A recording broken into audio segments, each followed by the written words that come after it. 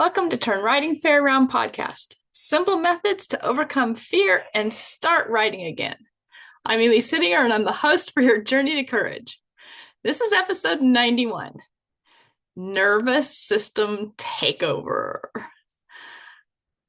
You know, when thinking about the nervous system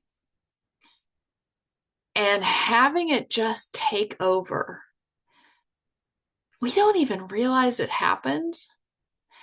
And I'd be willing to bet that if right now you just took a moment, closed your eyes, scanned your body, don't do it if you're not in a safe spot, but I'd be willing to bet that you'd find some areas of tension that you didn't even know were there. And so many times we allow tension to take over. We just allow it to fill us up. And it's not a conscious decision. So when there's tension in our body, that's going to fuel anxiety in the mind.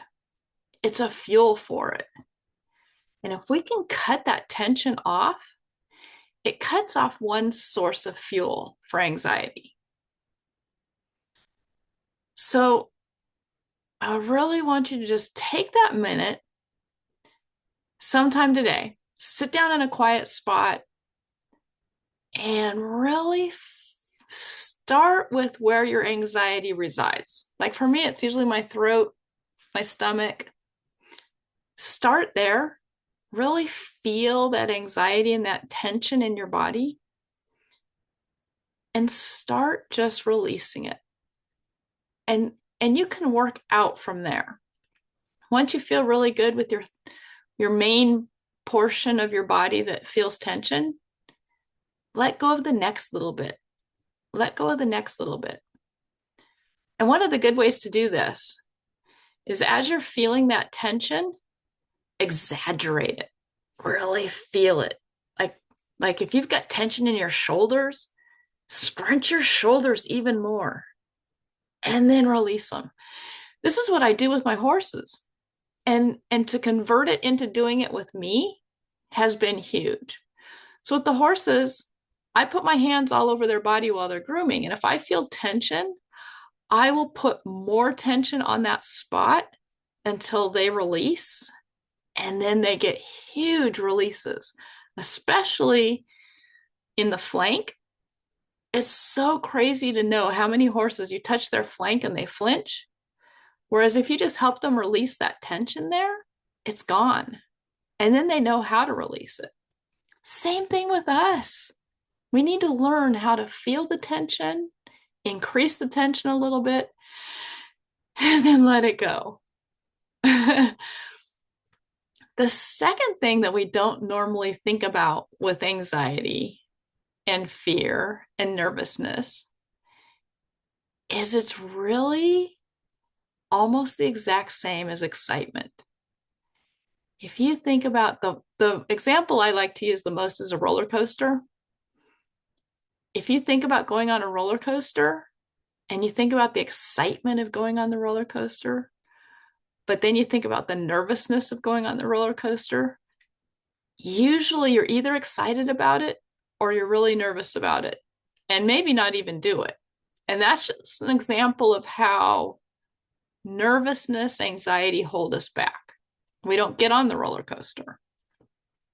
For those of us that love to ride roller coasters, it's a fine line between excitement and nervousness. I mean, think about it. When you think about something really, really exciting for you, you get the little butterflies in your tummy.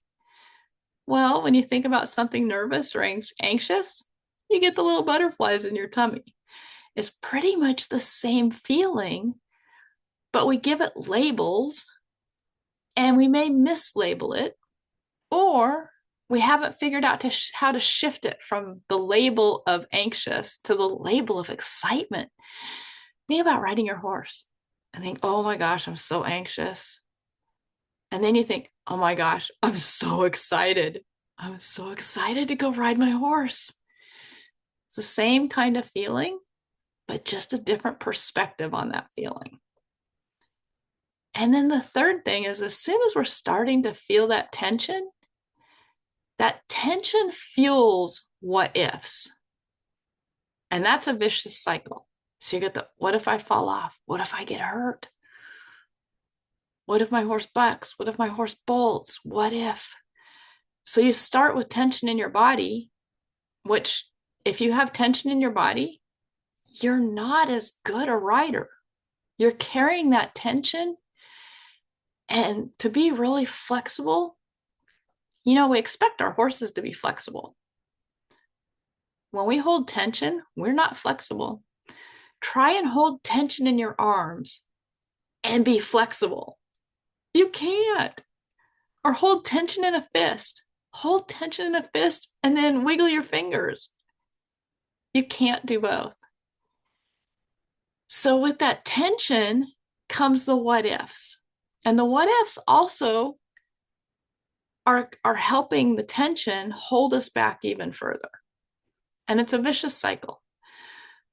The what ifs start triggering our breathing to be shallow. And it keeps us from responding to, in the moment, what's going on right now. We could be thinking, oh, what if my horse bucks? And the horse standing in front of you has tension in their neck, but we're not noticing it because we're worried about what's going to happen an hour from now. So really break this cycle. Really don't let your nervous system take over. Control your nervous system by how you're controlling what you think and what you feel. Go through releasing tension. Go through releasing tension in your mind. Go through changing the what ifs to really good what ifs that make you excited. Change it from anxious, change it from fear, change it from nervousness to excitement and joyful, and you can't wait to get on the horse. And while you're doing that, notice how you're feeling. Notice how your horse is feeling and be in the moment, you and the horse together. And that way, your nervous system can't take over. Just tell your nervous system, not today. You're not taking over today. I'm in charge. If this resonated with you, I'd love to have a hypnotherapy chat with you, because our mind, also known as subconscious, we can work with that. We can work with that to reset it back to before we had all that tension, before we had all that nervousness, before we were anxious. We can just reset it back.